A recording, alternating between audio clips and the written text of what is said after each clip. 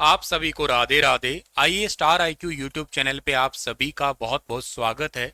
6 अक्टूबर 2023 के Haryana current affair इस video में हम पढ़ने वाले हैं। सो आइए सेशन की करते हैं शुरुआत हम लोग। और आज दिन में 12 बजे एक मैराथन वाली क्लास है आपके लिए, मतलब 12 से 2 बजे तक 2 घंटे की लिए क्लास होगी।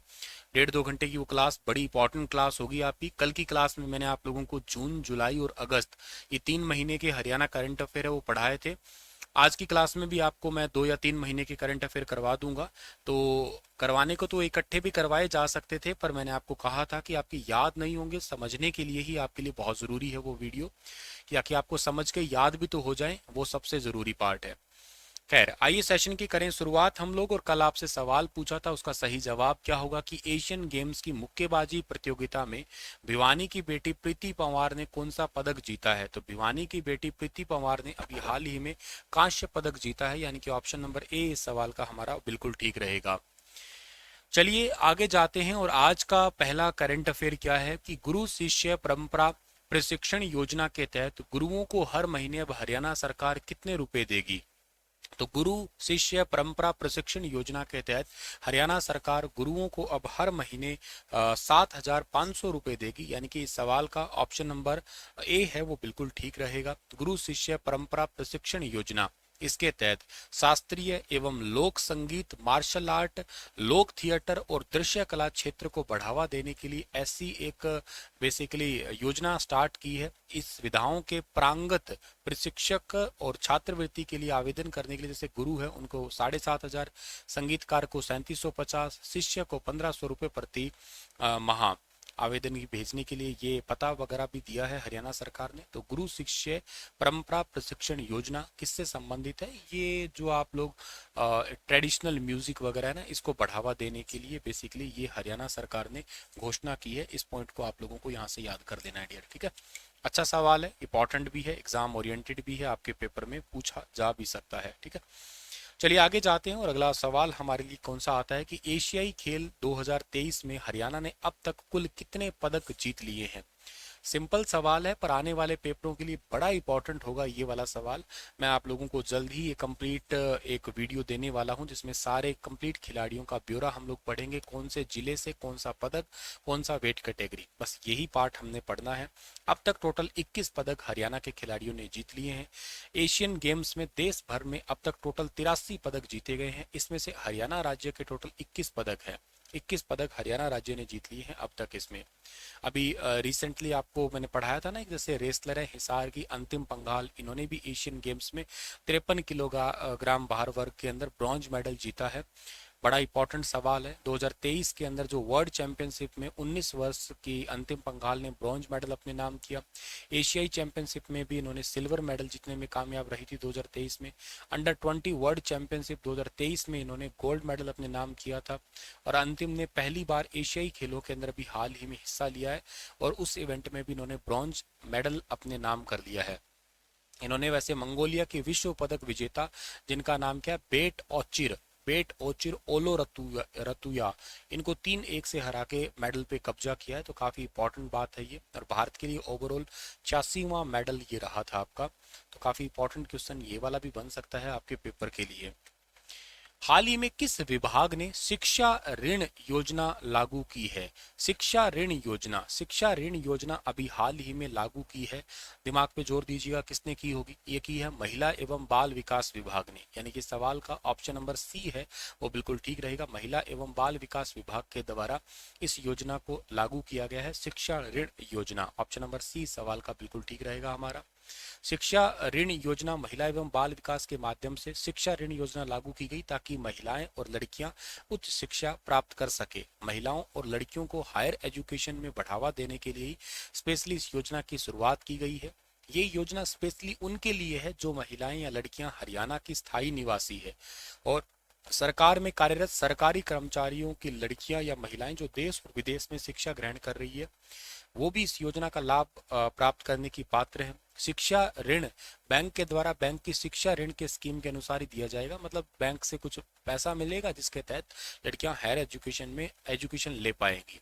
इस योजना के अंतर्गत अब तक जो है ना 10615 महिला और लड़कियों को 2409.39 लाख रुपए की ब्याज सब्सिडी ऑलरेडी दी जा चुकी है। और ज़्यादा इसकी कंप्लीट से मतलब जो डायरेक्शन है या किस तरीके से आपको भी फ़ायदा चाहिए, तो आप इस वेबसाइट के ऊपर जाके लॉगिन कर सकते हो, जा सकते हो कि हाँ, अगर आप भी इस योजना के पात्र बनना चाहती हैं तो। हरियाणा के मुख्यमंत्री मनोहर लाल ने करनाल जिले के स्थित मधुबन पुलिस अकादमी के स्टेडियम में आयोजित 5 दिवसीय कौन सी अखिल भारतीय पुलिस कुश्ती क्लस्टर का अभी हाल ही में उद्घाटन किया है या शुभारंभ किया है। तो अभी हाल ही के अंदर जो उद्घाटन किया गया है पुलिस क्लस्टर का, तो इस सवाल का जो ठीक आंसर रहेगा वो रहेगा 72वें।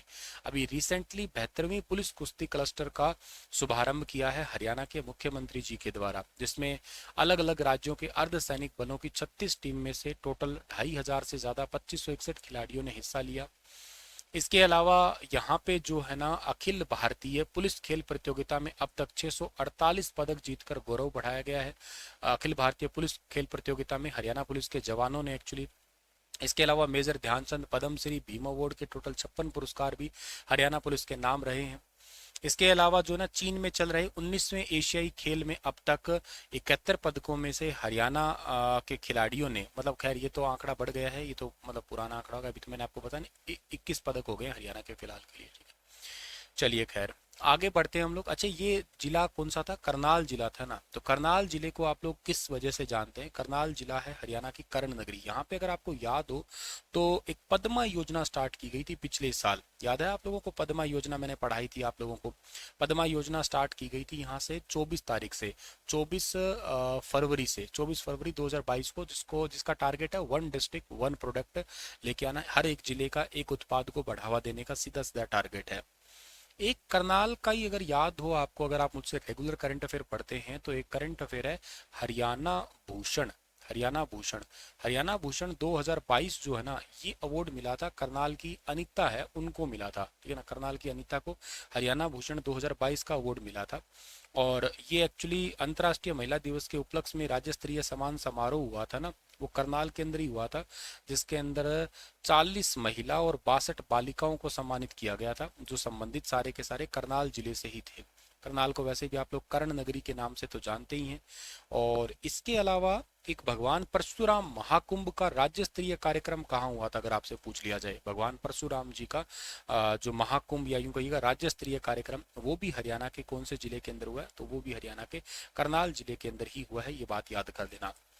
एक थोड़े दिन पहले घोषणा की गई थी, हरियाणा का ऐसा कौन सा रेलवे स्टेशन है जिसको वर्ल्ड क्लास के रूप में बनाया जाएगा? तो रेलवे स्टेशन है वर्ल्ड क्लास के रूप में बनाया जाएगा, वो भी करनाल जिला है। करनाल जिले के जो आपका रेलवे स्टेशन है उसको भी सुधारा जाएगा, या यूं कहिएगा वर्ल्ड क्लास के रूप में उसको सुधारा जाएगा, बनाया जाएगा।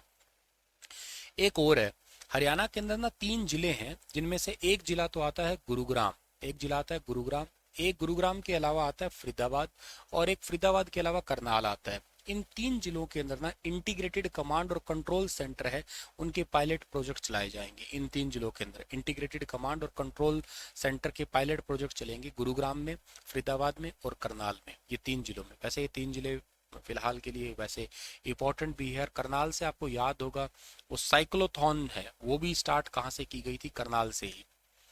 एक मैंने ना आपको करंट अफेयर पढ़ाया होगा अभी कल ही के दिन में, जो अपनी मैराथन क्लास चल रही थी ना, उसके द्वारा राष्ट्रीय डेयरी अनुसंधान संस्थान, उसने एक एक गाय है गिर गाय जिसका नाम गंगा, उसका पहला क्लोन बछड़ा तैयार किया है। अगर आपको याद हो तो मैंने पढ़ाया था, ये क्लोन बछड़ा पहली बार तैयार किया गया, ये जिसका नाम है गंगा। गंगा नाम था, गिर गाय की नस्ल थी ये।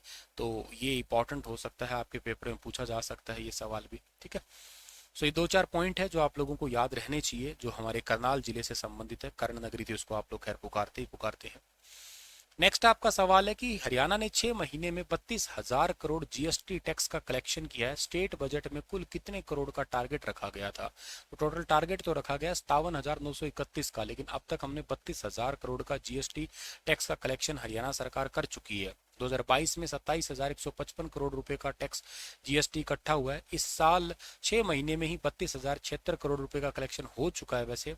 और एसजीएसटी जो संग्रह है ना 20,670 करोड़ रुपए में 27% की वृद्धि हुई है हरियाणा के अंदर। काफी इंपॉर्टेंट पॉइंट है। अच्छा, जीएसटी जो है ना ये कब लागू हुआ था? जीएसटी लागू हुआ था 1 जुलाई को। 1 जुलाई 2017 को। उस टाइम पे भारत के राष्ट्रपति प्रणब मुखर्जी थे और भारत के प्रधानमंत्री जी ने रात को संसद में ये बटन दबा के इस जीएसटी यानी कि गुड्स एंड सर्विस टैक्स को लॉन्च किया था। कोई बता सकता है संविधान के कौन से आर्टिकल में या इसके लिए कौन सा संविधान संशोधन हुआ था? अगर बता सकते हैं तो कमेंट में जरूर बताइएगा आप लोग, ठीक है। और इसके अलावा है कि हाल ही में किसे Chandigarh right to service commission के पद के रूप में या कमिश्नर के रूप में नियुक्त किया है? तो चंडीगढ़ राइट टू कमीशन के कमिश्नर के रूप में नियुक्त किया गया है किसे? अरुण कुमार को। ऑप्शन नंबर डी इस सवाल का बिल्कुल ठीक रहेगा। Chandigarh administration department of personal notification उनके लिए जारी किया गया है अभी हाल ही में। चलिए सर जी, इसी के साथ में ये वाला हमारा जो पर्टिकुलर लेक्चर है ना ये तो होता है समाप्त। और आपके लिए क्वेश्चन छोड़ के जा रहा हूँ कि हरियाणा सरकार द्वारा विश्व प्रसिद्ध सूरजकुंड मेला परिसर में पहली बार दीपावली मेले का आयोजन किया जाएगा। ये मेला कब से कब तक चलेगा बताइएगा विस्तार से इसके बारे में। मिलता हूँ आप लोगों को मैं कल की क्लास में, तब तक अपना ख्याल रखना, हंसते रहना, मुस्कुराते रहना आप लोग, ठीक है। और स्टार IQ चैनल को सब्सक्राइब जरूर करना आप लोग। Thank you so much.